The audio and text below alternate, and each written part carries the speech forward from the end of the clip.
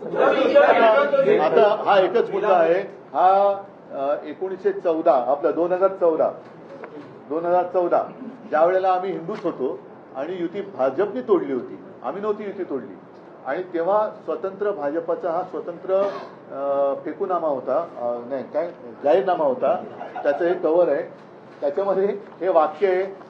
ह्या वाक्याचा अर्थ कोणीतरी मला माहिती आहे, आता तुम्ही हास्यजत्रा बघत असेल तर ते आहे ना, सुमारे चौघ कोई मुस्को मुझे कान में आकर ऐसा करके बता तर या शब्दाचं हे मुस्लिम धार्जिणे हिंदू धार्जिणे कोणाचे आहे? त्यांनी सामाजिक न्याय या सदरात म्हटलेलं आहे की वक्फ बोर्डाच्या जमिनींवर घुसखोरी करणाऱ्यांवर कारवाई करून या जमिनी परत करणार. ज्या प्रकरणात न्यायालयाने बोर्डाच्या बाजूने निर्णय दिले आहेत त्याची काटेकोरपणे अंमलबजावणी करणार.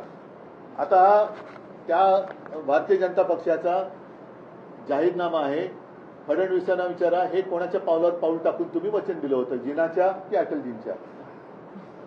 हे मोहम्मद अली जिनांच्या पावलावर पाऊल टाकून तुम्ही वचन दिलं होतं की अटलजींच्या पावलावर पाऊल ठेवून, का मोदींच्या नवाज शरीफचा केक खाल्ल्यानंतरचं पाऊल आहे?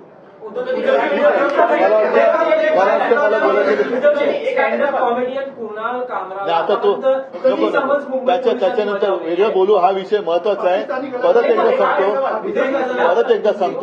परत एकदा सांगतो की कालच्या वक्फ बोर्डाच्या चर्चेवरनं भाजपचं खरं रूप हे देशातल्या जनतेला कळलेलं आहे.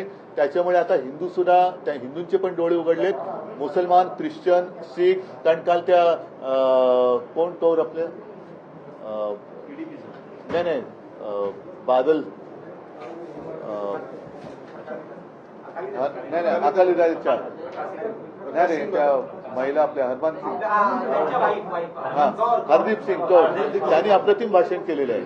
त्यांनी पण अप्रतिम भाषण केलंय आणि सगळ्यांच्या मनात आता ही भीती आहे की आज हे पहिलं पाऊल यांनी मुस्लिम ट्रस्टवरती टाकले, उद्या जैनांच्या टाकू शकतील, ख्रिश्चनांच्या टाकतील, कारण त्यांच्याकडे पण संपत्ती आहे, शीख लोकांच्या टाकतील, अगदी बौद्धांचे येईल, हिंदूंच्या तर आहेच आहे.